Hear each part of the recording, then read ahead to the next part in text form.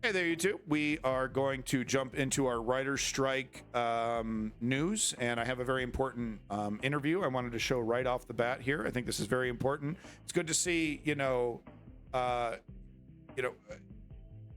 professional interviewers that know how to do their job, that know how to ask proper questions, still in this industry. So it was nice to see your old buddy Space Ghost, still doing it. But at some point, you have to say no. We're not going to take this anymore. Yeah. You people are crazy. Yes. Can What it are you be? doing? Do I love the nanny? I do love the nanny. I can feel it deep inside, in my icky stuff. Every fibra, every iota of my magnificent being feels it.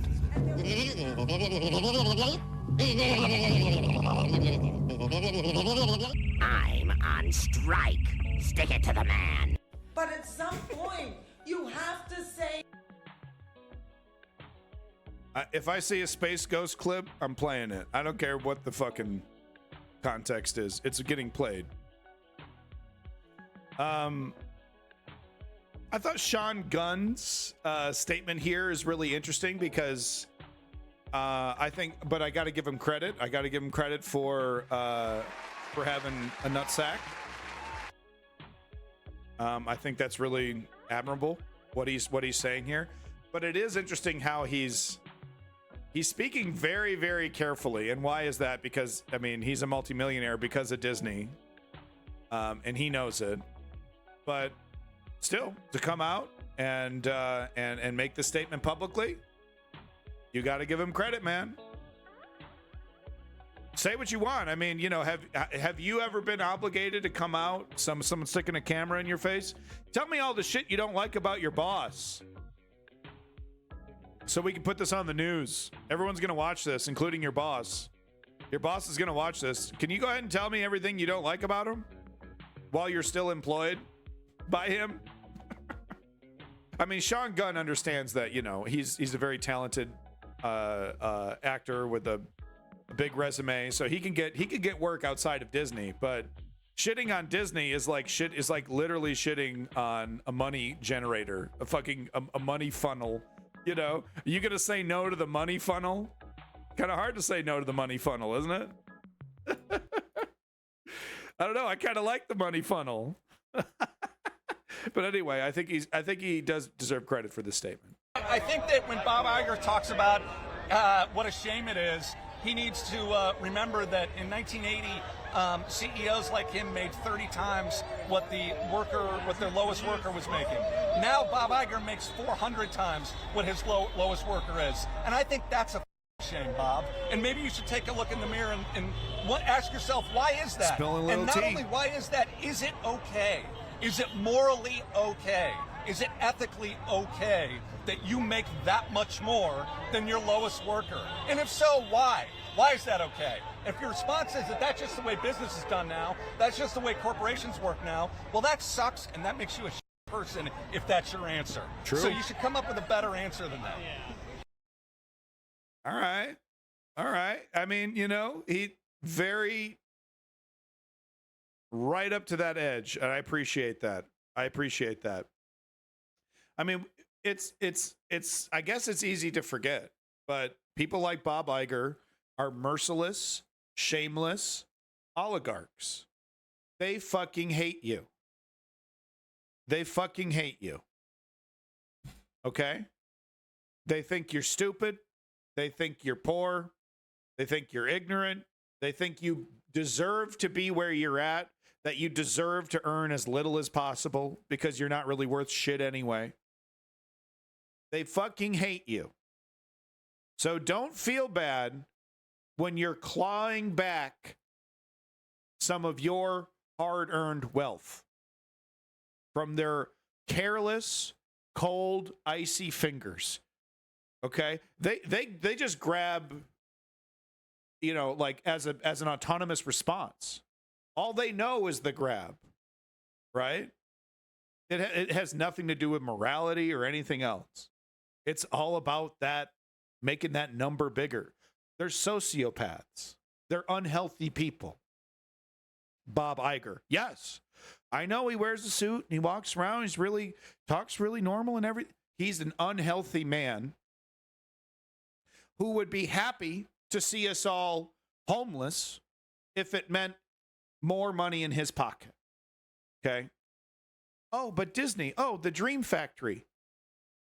If you're still in that zone, I honestly pity you.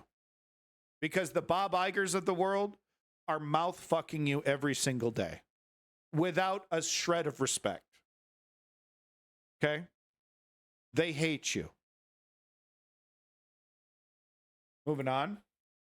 To reinforce this, one of the realest motherfuckers on the planet, on one of the realest motherfucking news shows on Twitch, here to give you 55 brilliant seconds of realness. This is your boy Ron Perlman. One thing before I get off this.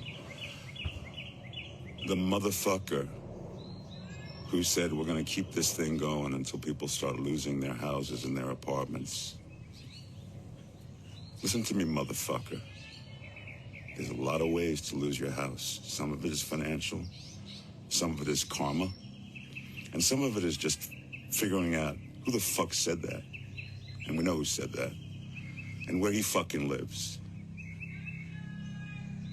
There's a lot of ways to lose your house. You wish that on people. You wish that families starve while you're making $27 fucking million a year for creating nothing. Be careful, motherfucker. Be really careful. Because that's the kind of shit that stirs shit up. Exactly. Peace out. Exactly. That's the kind of language that, you know, and they think they're ready for a class war. Yeah, you can have the link. It just so happens to be on the #1 realest motherfucking Twitter account on Twitter. Abandoned Nihilism Twitter. Check it out, folks. I'm all over the goddamn internet. I don't have 1,000 followers on anything, but I don't care. We've almost hit 1,000 on Twitch, so yo, we've almost hit 1,000 on Twitch. Big props to every follow out there. Big props to every follow out there. Thank you so much. You love to see it. All right, let's get a little serious here and okay, real quick. I'm gonna get DMCA'd for this. I cannot believe it, quite frankly. How far apart we are on so many things. Sing it. How they plead poverty. Mama. That they're losing money left and right when giving hundreds of millions of dollars to their CEOs. Tell it to her. It is disgusting. That's right. Shame on them. They stand on the wrong side of history at this very moment. We stand in solidarity, in unprecedented unity. Our union and our sister unions and the unions around the world That's the joke. are standing by us. The ether beat makes everything As really well cool. as other labor unions. Because at some point, the jig is up. You cannot keep being dwindled and marginalized and disrespected and dishonored. Mama. The entire business model Is has the nanny. been changed by streaming, digital, AI. This is a moment of history. It's the nanny. It is Watch a out. moment of truth. That's right. Mama. If we don't stand tall right now, we are all going to be in trouble. We are all going to be in jeopardy of being replaced by machines. Nanny. And big business, who cares more about Wall Street than you and your family? Oh. Most of Americans don't have more than $500 in an emergency. That's the Ether remix. That's the Ether remix. But let's go ahead and let's get the follow-up interview from Fran Drescher here on MSNBC. Let's get a little serious. It's a really good interview. She makes some great points. You know, it's so amazing how, you know, like you see, sometimes you see like, you know, Hugh Laurie and stuff like these comedians that, you know, that are like, they play really stupid, ridiculous characters. And you just assume that, well, the person playing them is actually really stupid. But then, no, like Sacha Baron Cohen, right? It's like, No, you actually have to be really smart to play a really stupid person really well. And I'm not saying the nanny wasn't stupid, but she was like an airhead, and you think she's like a Callista Flockhart, clueless character, right? Yo, greetings from South Boston. It's your boy Lenny. Just in time to see the nanny kick some butt. But yeah. That's not the case. She's actually very, very intelligent. She's actually very on point. She knows exactly the point she's trying to make. And big props to the nanny over here, bringing up poor people, bringing up, because it's not, her constituents are, and she points this out, grand majority of the people that are members are like the bread and butter, workers in the entertainment industry and the goddamn lights, the mics, the background guys, the extras, all those people, right? That's a good majority of the people that make up her, her constituency. So she's out here supporting them and bringing them up, and talking about, hey, people need health care and you got to put food on the table, right? This isn't about a millionaire keeping a yacht. This isn't about a fucking, someone, Johnny Depp keeping his island. This isn't about that. Or is it? No, it's DiCaprio. He's got his own island, his own little Epstein Island there. Good for DiCaprio. Don't mean to hate. They're all over 18, guys. They're all over 18, okay? Get them while they're young. Ooh, Leo. This is a very big deal, and it weighed That was so heavy unnecessary. on us. But at some point, you have to say no. We're not going to take this anymore. What are we doing? Moving around furniture on the Titanic? It's crazy. So the jig is up, AMPTP. We stand tall. You have to wake up and smell the coffee.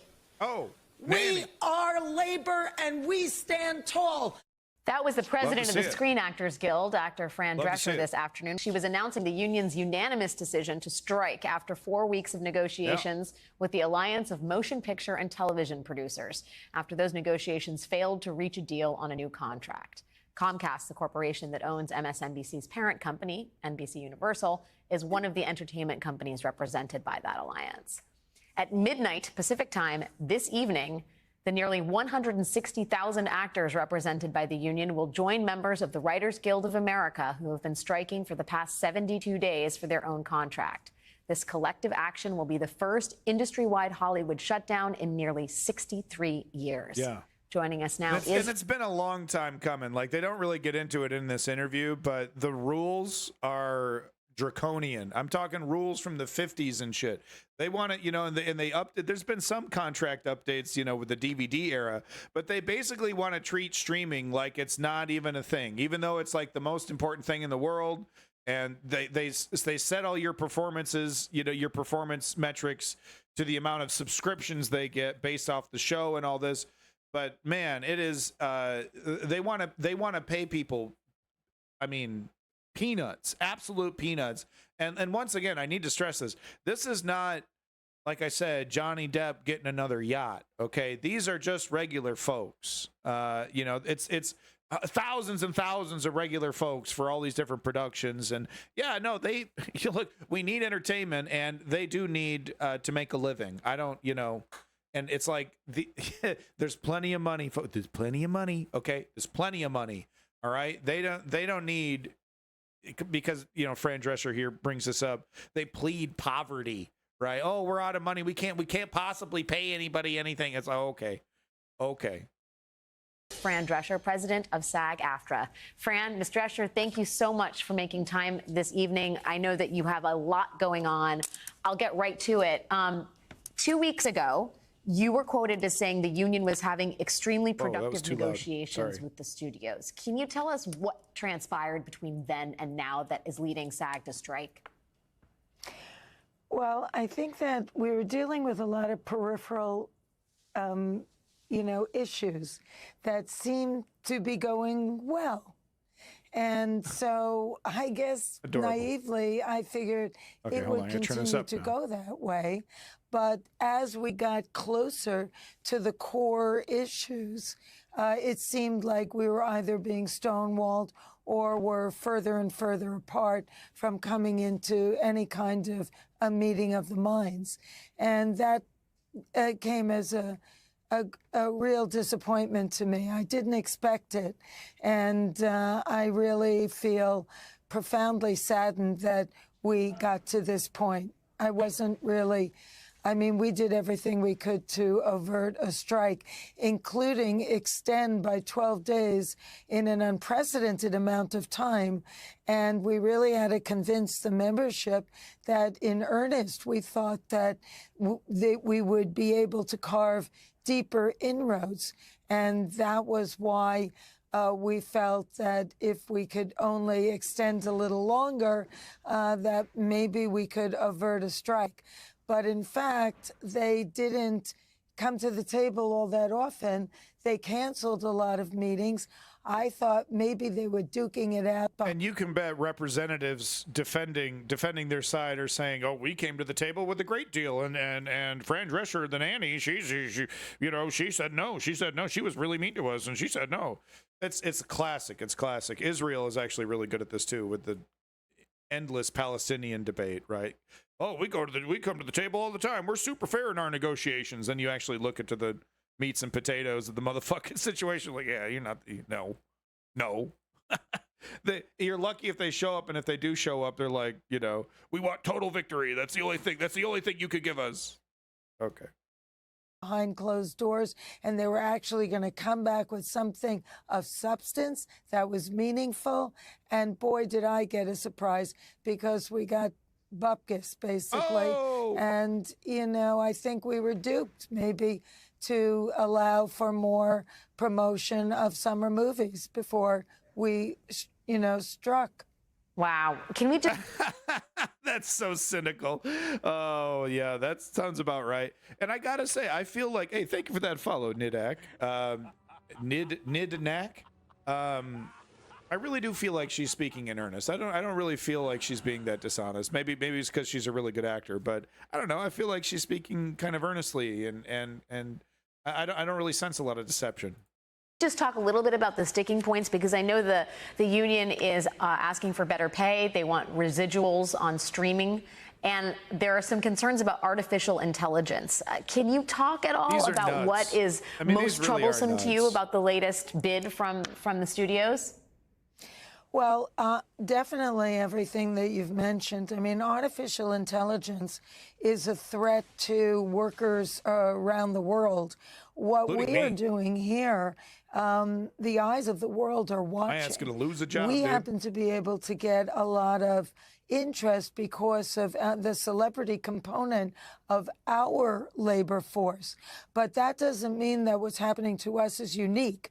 And everybody is watching to see what happens, because artificial intelligence and the pursuit of greed by big business is systematically cutting labor out of their livelihoods.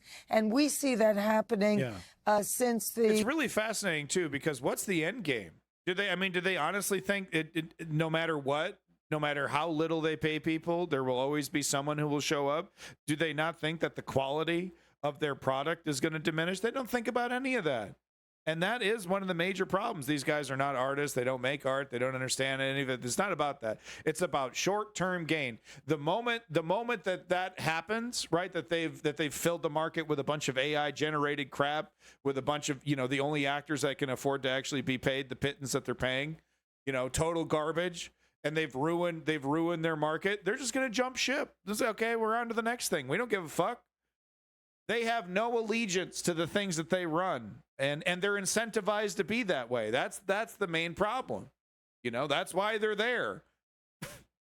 All they care about is their little life. They don't care about movies or TV. If they destroy the entire concept of a good movie for the rest of humanity, they do not care. Okay? Because they got theirs. It was a smart decision for them. Right? Hey, I read The Fountainhead, and Ayn Rand told me it's all good. There we go. Done. Destroyed. I don't care. Not my problem. Should have stopped me. They think like that. Oh, well, if you cared enough, you would have stopped me. I guess so. the introduction of streaming as well as all different kinds of things that AI and digital has imposed on our industry. Basically, the entire business model has changed, and they're still just thinking that we're going to be satisfied with incremental changes from a contract that was forged in 1960, and it no longer applies. It's a completely different game. They're the victim, and 100%. So that became a mounting problem. Look up Darvo, and when Kim you Goblin. talk about what the journeyman actor, the journeyman performers, that is the majority of our members who are just working class people trying to get jobs to feed their family and to pay their rent. And this is the people that we are really going to the mat for, because they are getting hurt the worst and getting marginalized to an extent where it cannot be tolerated anymore.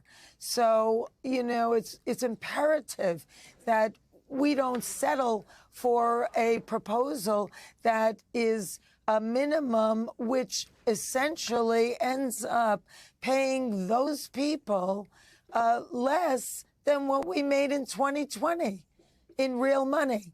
And that's what we're supposed to be satisfied now until through 2026. It's insanity. And those aren't the only things. You know, the old contract was based off of shows like The Nanny that had great longevity and a long tail of revenue. And that was the name of the game. And everybody above the line, up and down the ladder, prospered from it. But now with streaming, it's not like that anymore. It's in a vacuum. You're in a box. You're walled in, and there's no tail of revenue to follow. And it's not even based off of what it used to be based off, which was eyeballs and ad dollars. Now it's based off of subscriptions. So you don't even get the amount of episodes. And they want to do one-time payments. They don't want to do residuals, right? We're like, hey, you're a popular actor and your show's really popular, and we're constantly renewing it and, you know, keeping it on our service, and we're getting thousands of views from it. You know, enjoy your $5,000 for being the head of this, and that's it. That's your one-time payment. It's interesting because that's exactly how Hollywood used to run. When they were basically mafia. Look up the history of old Hollywood. It's really fascinating. But they were like basically mafia cartels, you know, and they didn't even want to give, we're talking about major celebrities back in the day, okay? They did not want to even give them credit at the end of the movie, right? They didn't want to even put their name in the movie, right? Like, no, you're just a regular Joe working actor, right? You get a regular salary, you eat at the cafeteria, you pretend to be a cowboy for a couple minutes. And then you go back to your, to your regular life. You don't get the whole concept of, of an artist being compensated, fairly based off the amount of money made from their art, was, kind of formed when actors, kind of formed these unions and pushed back against these cartels. Lenny knows, I'm sure. Yeah, I mean, Lenny, you seem pretty informed on stuff like this. You probably have some old Hollywood memorabilia. Shit, dude. But, it used to be really, really nasty. And it's so funny. They want to go right back to that era, right? And they don't care. They don't care about quality because it's not about quality. Because, look, man, here's the fact of the matter. There's tens of millions of, I don't know who they are, okay? Like Wall-E-like people, like glued to their seat. Like they will consume anything. They will consume anything, and they just want more. Quality doesn't seem to matter as much to them. They just want more. Right? And if the oligarchs that own all this are perfectly happy catering to them. They're perfectly happy catering to those people when it comes to entertainment product. Okay? Episodes that we used to get. I used to do 28 episodes. Yeah. Now you're lucky if you get 10. 8. Everything. And Woke Patriot is in this industry. Okay, so he can tell you, respect his opinion on this situation here, because yeah, it does. Their greed is unbelievable, but this is the thing. It's a new era. I think a lot of poor people need to catch up to this. But the class war has been ramped up after COVID, has been ramped up to the next level. We are in this next phase of the grift, of the steal, right? Neoliberals in the United States and Canada and the UK are on board. So like the left that's in charge are just as on board as the fascistic right in terms of, okay, we're going to the next level. We're going to decimate the middle class, right? Look at Kwasi Kwarteng over there in the UK, right? Trying to, and then Brexit, of course, another great example. But no, this is the next level of theft, right? Expect less. What did we hear at Davros or whatever the hell it's called? You know, you're going to own nothing and love it. So that's what we're in the phase of. They're forcing this down our throats, whether we like it or not. It's not going to be discussed on mainstream media. It will never be debated on mainstream media. But this is the next phase of this massive wealth redistribution from the middle class to the moneyed elite. That's what this is about. Right. And we're seeing this on all sectors, man. What's up with the grocery prices? They're never going down, right? Oil prices, they're never going down. Oh, it's inflation. It's this, it's that. No, it isn't. It's greed. And it's uncontrollable greed. The neoliberals and the fascistic right are yay, more tax cuts, whatever you want, Daddy Corporation, whatever you want, Jeffy Bezos. This is the next phase of this grift. We make a living on that.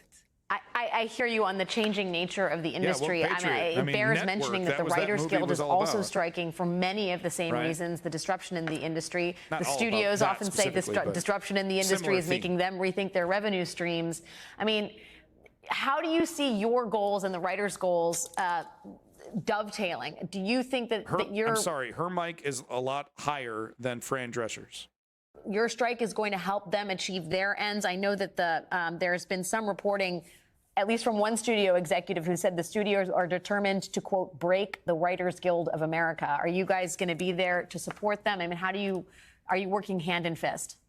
Okay, and lefties, stop being surprised that you're hearing this, okay? These are the people that literally worship Reagan. One of the big achievements, according to them, was his ability to break the... what was it? Was it the pilot strike? It was some strike, right? And he destroyed the entire fucking union, basically. He was able to just and like that's supposed to be a badge of honor. And the neoliberals now worship Reagan. Stop being surprised. Let me just say that for anybody to say that shows the arrogance and complete disregard and disrespect for a community that contributes so much to the industry upon which they prosper. It's just unconscionable, the complete disrespect to the people that contribute so much, and we're experiencing. Okay, Fran. Yeah, I know. Look, it's just, really, honestly, I don't feel a lick of like insincerity from her. So I'm on her side, but honestly, you got the bubble has been popped. Okay, can look, I know you're doing well for yourself. I'm sure you are, and you deserve to. You're a very talented actress. But the bubble has been popped. The veil has been lifted. Okay, and I want to get to my big pushback and criticism, which is, are these unions, after they've and I know they're going to achieve their victory because I believe in Fran Drescher. I believe that she's standing up for people. I think she's going to get it done. I don't think she's going to sell these people out. So when that victory comes, are these unions going to show solidarity with other labor unions? Right? I don't think so. I don't think so. Sing it too. I thought they would come to the table and really want to make a deal, but that was not the case. Being stonewalled and being faced with a kind of resistance that's almost irrational. I mean, it's not just about money. There are things that they want to have our background performers work one day and get scanned for AI, and then they own the likeness of the person digitally, and they could use them over and over again. What is going to happen to that hardworking background person? So who was president? Going to be out of business. This is the kind of thing that's happening all over the world. The issues that are being brought up are so novel, and yet in some ways the struggle is the same as it ever was. Fran Drescher, the president of SAG-AFTRA, thank you so much. Okay, thanks MSNBC. Yeah, so no, I'm totally on board. I totally support their struggle, and I hope once they've achieved their victory, because I do think they're going to achieve their victory with fighters like this on their side. And let's be real, they have a little bit more leverage than your average blue-collar worker, right? You know, you can't replace the nanny. What the hell are you talking about? You know what I mean? Like, you can't, you only get so many John Cenas. You know? You know what I mean? All right. But there you go. Ronald Reagan was the president of come on, man. Really? Okay. That is weird and ironic and weird and interesting and ironic and weird. The movie Last Kiss Goodnight was the last movie that had mechanical stunts, then digital started to take over. Really? Okay, I'm learning a lot today. It's interesting. Famously pro-union Ronald Reagan. Shocking. Okay. Oh, thank you, honey. Look at me. I get a little, I donated to charity at the beginning of the year, and they gave me a little keychain to put on my keychain. And every day I get to go to Wendy's if I want to, and I get a little mini Frosty. Look at the little baby Frosty that they give me. All right, folks. Well, thank you, YouTube. That's the end of my writer strike coverage.